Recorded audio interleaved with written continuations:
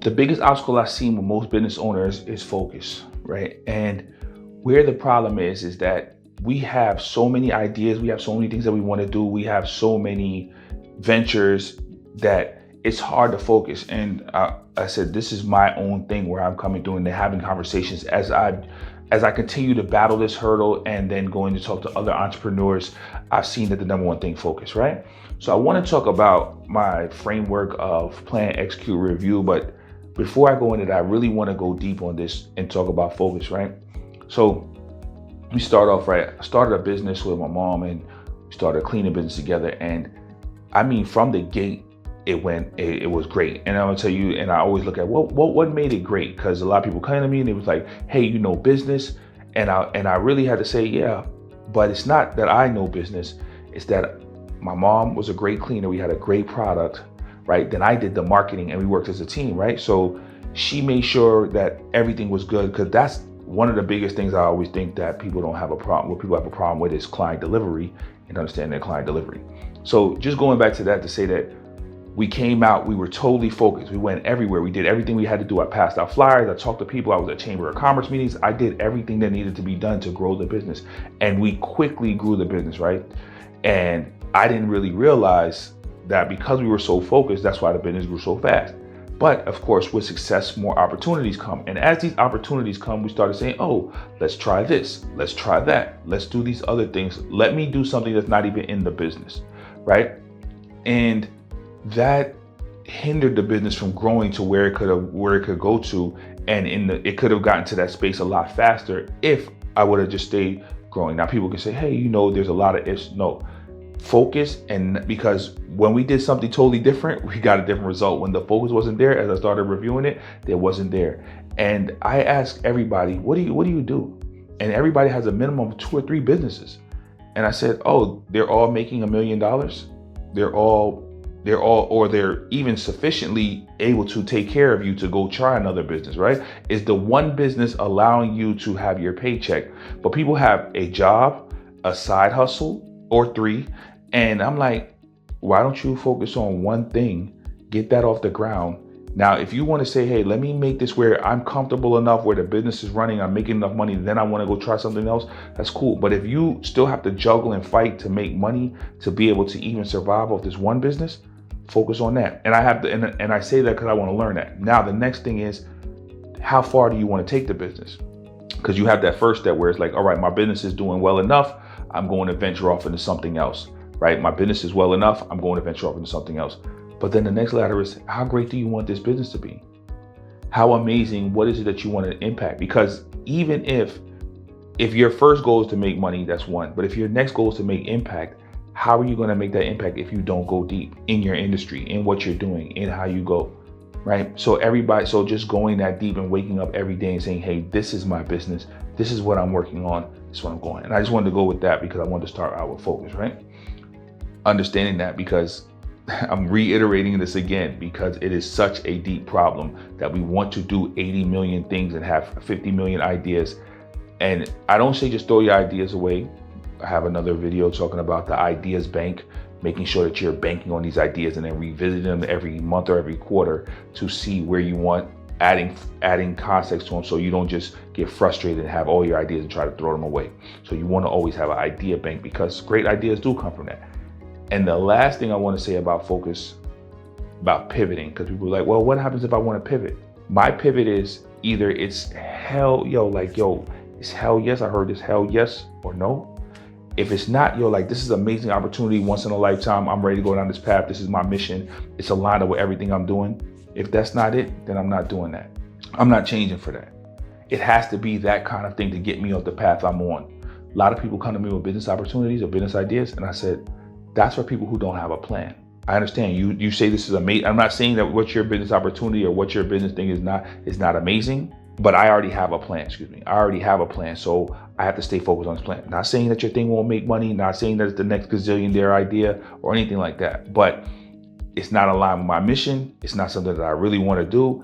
I'm not sure about it. So I'm going to have to pass, right?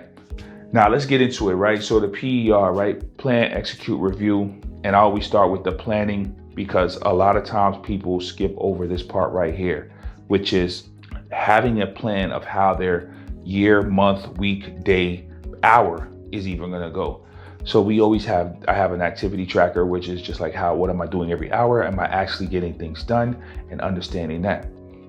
Now, the planning part comes in. The first thing is to be clear on what you're trying to accomplish.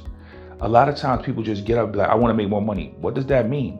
Like, you want to make more money, and I'm saying in your business. We're talking strictly in your business right here. So if you're in your business, whatever it is, if you want to say, hey, we need to grow revenue, what's the number one problem stopping you from growing revenue? Is it doing more marketing? Is it advertising more? Is it getting referrals? What is the number one thing that you're not doing in your business to get more money? Hey, I want to get more time back. All right, what are the tasks that you have on your plate that you haven't tried to delegate? And then try to ruthlessly delegate those things. What do you need to be able to do to be able to accomplish that mission? And that has to be the number one thing. Now we get even deeper. Okay, we need to pass out flyers. Okay, how often do we need to pass out flyers? 3 times a day, 5 times a day, every week? What is it that we need to do? And we say, hey, this is going to be the number one mechanism. So this is my most important thing. So that goes back to what we call the 3-in-1, right? And understanding that, hey, I want to get 3 things done today. These are my 3 most important things, but this is my number one thing that I'm going to get. For me right now, it's content, right? Every morning I get up and I said, all right, Clive, you have to make a video. You have to make a video. This is what you're going to have to do. Make a video. I have to put out time for script writing, right? And now, right now, because I'm learning the content and I'm understanding, I'm getting better at it, is that every day is just a refinement of the process, because that's my number one focus. Are there other things to do? Yes. And this goes back to getting up early before anybody does this. It's now early in the morning, and to make sure that I'm doing this before my day even starts, because what I've seen is when you try to do that important thing later on in the day, a lot of times it doesn't happen, because there's a lot of fires that come through, especially when you are the founder, the CEO, the person that makes all the decisions, that people rest on you. You have you and a lot of helpers or something like that. A lot of fires come to you, right? And you don't have your day cleared. So if you're at that point where you don't have your day cleared, you have to start early in the morning. You have to start early before anybody gets up. You have to make sure. Now, if you're a solo business, same thing. Before the fire of you have to go put the work in, you have to go do the cleaning, you have to go do the pressure washing, you have to go do whatever it takes. You have to get up hours before that. And for those hours before that, you have to actually go and execute, right? You have to actually go in and make sure that you're doing the work that you need to do. So you want to be able to say, hey, I'm planning, right? As they say, it's better if you're going to chop down a tree, it's better to make sure that you have the axe already sharpened, that you know where the axe is at, that you have everything organized. And that's my next point about planning, is making sure that you have all the tools you need, making sure that you have everything you need to execute with, and that you're ready. And that brings us to number 2, which is execute. Now, a lot of people like to plan, a lot of people like to execute.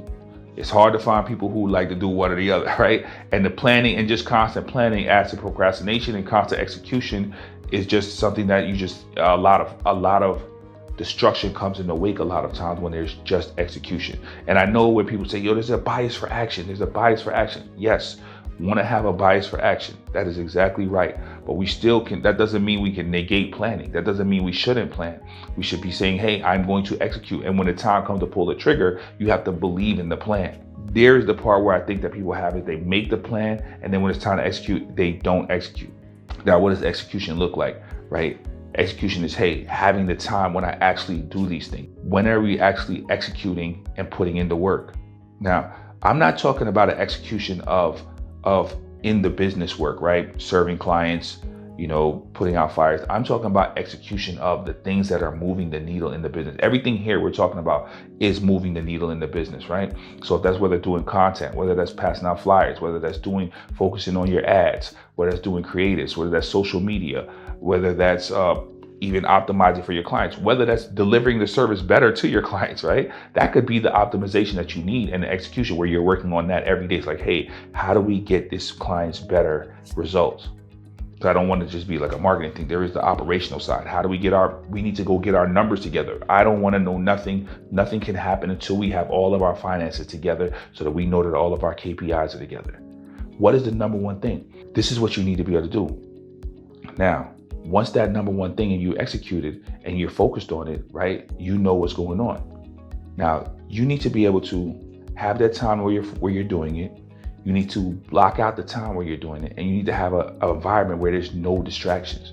One of the things I've learned is people don't realize when you focus that much or when you're in that zone, you know, they don't know how you're working, so they don't mind coming up, hey, how you doing? Hey, what's going on? That's why I used to work in restaurants a lot, and I had to stop that because a lot of times, not even just people bothering me bothering people. I enjoy having a conversation. I enjoy talking with people, and understanding that I had to get into a zone where I was just by myself, locked in. You know, there was just me, right? So just go to the office, sit down, and just talk to nobody else and just be in the zone, right? So we have 2-hour block times where I just go in for 2 hours and work on nothing but that. Been working on this content, writing it out, seeing what we're doing. And this comes back to the last part, which is review, right? So just the same thing with these videos. Content is the number one thing for me right now. So what am I doing? I have to plan it out, write out the scripts. I have to execute it, which we're doing right now. And then I have to review it. Look at the video. What could I have done better? Could I have been clearer? Getting feedback from people. So these are the things that you want to do, is get the feedback and review it. So this review comes in a lot of forms, where it's like, where I'm going to review this video. Then I'm going to review all my videos. Then I'm going to review the process, right? What is the process? Not just the video, but how do we script it out? Am I scripting it good? How are we putting it, posting it? Where are we posting it to? Are all these things going on that we want to have this whole content process together? So we want to make sure that we're looking at it. So I just look at the plan, execute, review model, making sure that we're focused on what we're doing. We know what we're doing. We say, hey, this is my plan. This is what I'm focused on. This is what I'm prioritizing. This is what I'm going after. Execute what we're going to actually do, making sure that we put the work in. Yes, a bias for action with the plan behind it, and making sure we review it so that we can get it better, optimize it, look at what happened, and we can make that better. All right. I hope that helped you guys for today, right? Stay focused, stay blessed. Have a great day.